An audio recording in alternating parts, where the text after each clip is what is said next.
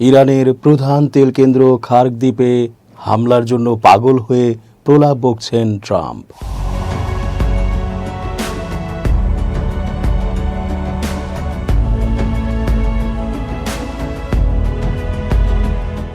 আসসালামু আলাইকুম দর্শক, কেমন আছেন?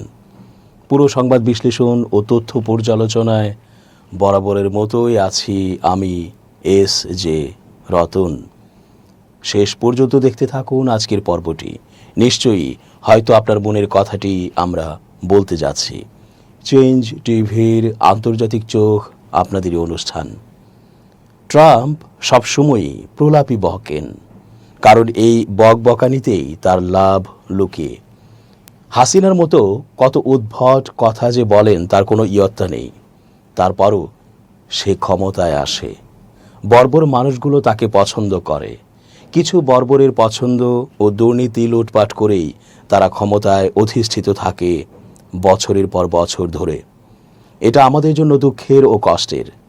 না হলে এই যে গাজা ও ইরান এবং অন্যান্য অক্ষে যুদ্ধ লাগানোর জন্য এই ট্রাম্পের ফাঁসি হওয়া উচিত, তাও আবার একবার নয়, 1000 বার ফাঁসি দিলেও তার অপরাধের শেষ হবে না। এরপরও সে নানা দেশ ভ্রমণ করে, আলোচনায় বসে, বর্বররা তাকে আবার মানেও। এ এক জঘন্যতম রহস্য। এই রহস্য অবশ্য ভেদ হয়ে এবার তার পাগলামির 16 কলা পূর্ণ করে তার জিহ্বাকে আরও লম্বা করে পায়ের কাছে নামাচ্ছে একটি দেশ, ইরান। ইরানের কাছে দলবল নিয়ে হেরে যাবার পরও যার লজ্জা নেই সে আর থামতে চাইবে সহজে? তাই তো ইরানের গুরুত্বপূর্ণ তেল কেন্দ্র খার্ক দ্বীপেও তার নজর পড়েছে। বারবারই চেষ্টা করেছে হামলা চালিয়ে তা দখলে নিতে, কিন্তু পারেনি। এবার আবারও তার চোখ চকচক করে উঠেছে সেটাতে হামলা চালিয়ে দখলে নেবার জন্য। যুক্তরাষ্ট্র ও ইরানের মধ্যে শান্তি আলোচনা স্থবির হয়ে পড়ার মধ্যে মার্কিন প্রেসিডেন্ট ডোনাল্ড ট্রাম্প গতকাল বৃহস্পতিবার বলেছেন, যুক্তরাষ্ট্র ইরানের খার্ক দ্বীপ সহ দেশটির অন্যান্য তেল অবকাঠামো দখল করবে। ইরানের উপকূলবর্তী প্রবাল দ্বীপটি তেহরানের অর্থনৈতিক লাইফলাইন বা মূল চালিকা শক্তি। দেশটির অপরিশোধিত তেল রপ্তানির প্রায় 90% সাধারণত এ দ্বীপের মাধ্যমে হয়ে থাকে। নিজের সামাজিক যোগাযোগ মাধ্যম ট্রুথ সোশ্যালে দেয়া এক পোস্টে ট্রাম্প লিখেছেন, খুব দূরের নয়, এমন এক সময়ে আমরা খার্ক দ্বীপ সহ অন্যান্য তেল অবকাঠামো দখল করব যা কেউ কল্পনাও করতে পারবে না। ভেনেজুয়েলার মতো তাদের তেল ও গ্যাস বাজারের সম্পূর্ণ নিয়ন্ত্রণ আমরা নিয়ে নেব। ডোনাল্ড ট্রাম্প এর আগেও ইরানের প্রধান তেল কেন্দ্রটি দখলের ধারণা নিয়ে কথা বলেছিলেন।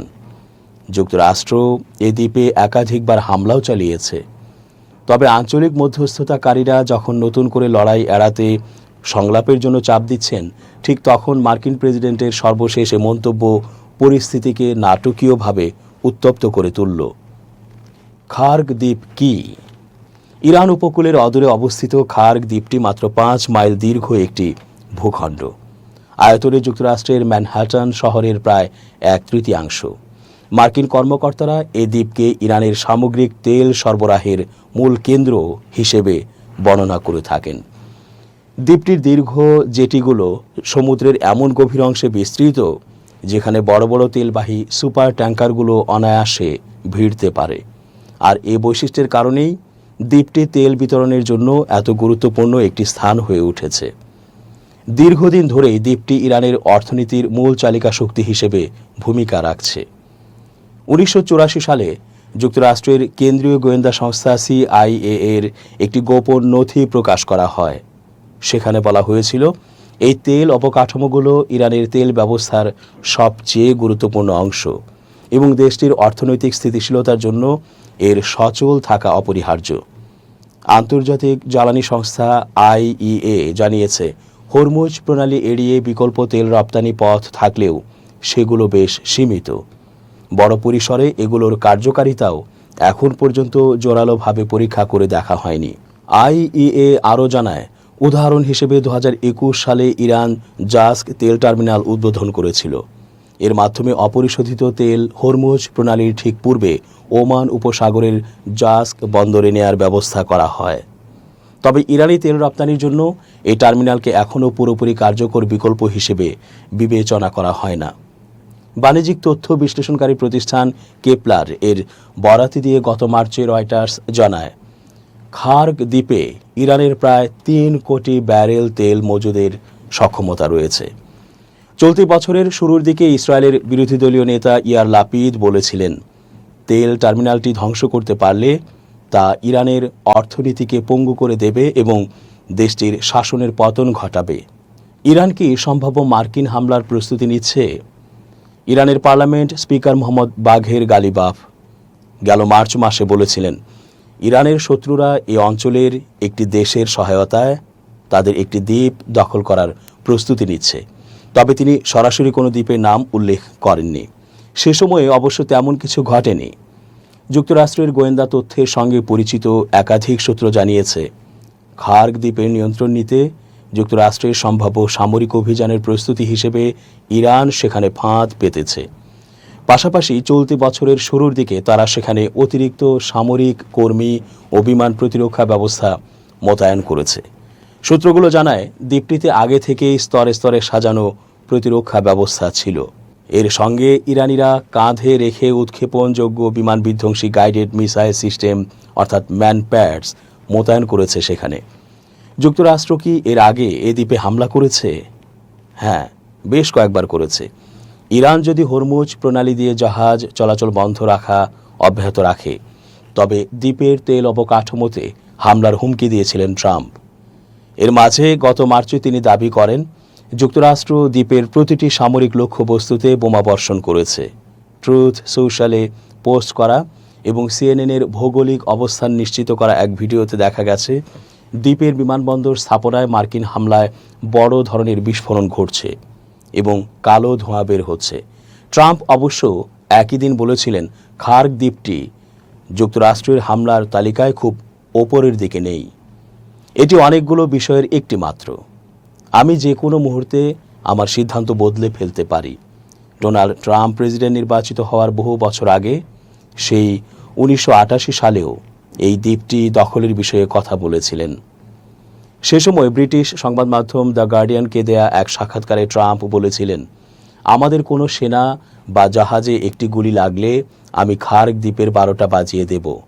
আমি সেখানে ঢুকে এটি দখল করে নেব। যুক্তরাষ্ট্রের একজন কর্মকর্তার মতে, গত এপ্রিলের শুরুর দিকে মার্কিন বাহিনী এই দ্বীপের সামরিক লক্ষ্যবস্তুগুলোতে আঘাত হানার কথা জানায়। তবে সেবারের হামলায় তেল স্থাপনাগুলো নিশানা করা হয়নি। ইরানের আধা সরকারি সংবাদ সংস্থা মেহের নিউজ এজেন্সি জানিয়েছিল, ওই হামলায় দ্বীপের সামুদ্রিক অবকাঠামোর সামান্য ক্ষতি হয়েছে। হোয়াইট হাউসের একজন কর্মকর্তা জানান, সরকারের নীতি নির্ধারকেরা বিশ্বাস করেন, খার্গ দ্বীপের নিয়ন্ত্রণ নিতে পারলে তা ইরানের ইসলামিক রেভলিউশনারি গার্ড কোরকে অর্থাৎ IRGC-কে পুরোপুরি দেউলিয়া করে দেবে। এর ফলে যুদ্ধ হয়তো দ্রুত শেষ হতে পারে। কিন্তু ট্রাম্প প্রশাসনের ভেতরে অনেকেই এমন পদক্ষেপের বিষয়ে সতর্ক, কারণ এই লক্ষ্য অর্জনের জন্য বিপুল সংখ্যক পদাতিক বা স্থল সেনা মোতায়েন করার প্রয়োজন হবে। মার্কিন প্রতিরক্ষা সদর দপ্তর পেন্টাগনের একজন ঊর্ধ্বতন কর্মকর্তা এবং প্রশাসনের 2 জন কর্মকর্তা CNN-কে জানিয়েছেন, মার্কিন সামরিক বাহিনীর এ দ্বীপ দখলের পরিকল্পনা মাসের পর মাস ধরে তৈরি করা থাকলেও তা বারবার স্থগিত রাখা হয়েছে, কারণ এ অভিযান অত্যন্ত ঝুঁকিপূর্ণ বলে বিবেচনা করা হচ্ছে। নতুন মার্কিন হামলায় ট্রাম্পের যে রূপ প্রকাশ পেল। যুক্তরাষ্ট্রের নতুন এই হামলা ইরান ইস্যুতে চলমান সংঘাতের পেছনে থাকা 3টি মূল বিষয়কে স্পষ্ট করে তুলেছে। প্রথমত, হরমুজ প্রণালী আবার খুলে দেয়া ও ইরানের পরমাণু কর্মসূচি বন্ধ করার বিষয়ে ট্রাম্পের শর্ত দেশটি মেনে না নেয়ায় তিনি প্রকাশ্যে ক্রমশ হতাশ হয়ে উঠছেন। দ্বিতীয়ত, নতুন এই সামরিক পদক্ষেপ এটিই প্রমাণ করে যে ট্রাম্প বিশ্বাস করেন একমাত্র মুখোমুখি সংঘাতের মাধ্যমেই প্রতিপক্ষকে চুক্তিতে আসতে বাধ্য করা সম্ভব। একই সঙ্গে এটি একটি নাজুক মুহূর্তে শক্তি প্রয়োগের মাধ্যমে চলমান আলোচনাকে ভেস্তে দেওয়ার ক্ষেত্রে মার্কিন প্রেসিডেন্টের পুরনো প্রবণতাকে আবারও সামনে এনেছে। ওয়াশিংটন ও তেহরানের মধ্যে একটি সমঝোতা স্মারক স্বাক্ষরের চূড়ান্ত ব্যবধানগুলো কমিয়ে আনতে বুধবার সকালে কাতারের একটি মধ্যস্থতাকারী দল ইরানি প্রতিনিধিদের সঙ্গে বৈঠক করতে তেহরান সফরে যায়। ঠিক এরপরই নতুন করে মার্কিন হামলা চালানো হলো। এই হামলার আগেও অন্তত দুবার চলমান কূটনৈতিক প্রচেষ্টাকে পাশ কাটিয়ে হুট করে সামরিক পথ বেছে নিয়েছিলেন ট্রাম্প। প্রথমবার গত বছর কূটনৈতিক আলোচনা চলার মধ্যে ইরানের পরমাণু কেন্দ্রগুলোতে বোমা বর্ষণ করেন এবং দ্বিতীয়বার গত 28 ফেব্রুয়ারি জেনেভায় দীর্ঘ আলোচনা প্রক্রিয়ার ওপর ধৈর্য হারিয়ে তিনি ও ইসরায়েল যৌথভাবে সাম্প্রতিকতম ইরান যুদ্ধ শুরু করেন। গেল সোমবার ইরানের পক্ষ থেকে যুক্তরাষ্ট্রের একটি অত্যাধুনিক অ্যাপাচি হেলিকপ্টার ভূপাতিত করার জবাবে মঙ্গলবার ইরানি সামরিক স্থাপনার ওপর মার্কিন বাহিনী হামলা চালায়। বুধবারের হামলাটি ছিল মূলত এরই ধারাবাহিকতা। বুধবার ট্রাম্প বলেন, আমার মনে হয় আমাদের এমনটা করার অধিকার আছে।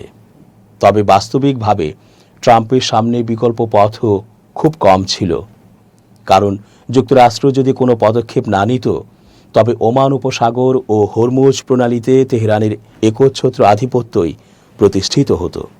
কিন্তু প্রতিবার যখনই ট্রাম্প আরও বেশি শক্তি প্রয়োগের পথ বেছে নিচ্ছেন, ততই এ সংঘাত তার নিয়ন্ত্রণের বাইরে চলে যাওয়ার ঝুঁকি বহুগুণ বেড়ে যাচ্ছে। দর্শক, শেষ করছি আজকের মতো। এতক্ষণ ধৈর্য ধরে পুরো আয়োজনে থাকার জন্য অনেক ধন্যবাদ। শুভকামনা অহর্নিশ। change tv.press এক ফোঁটা হলুদও নেই।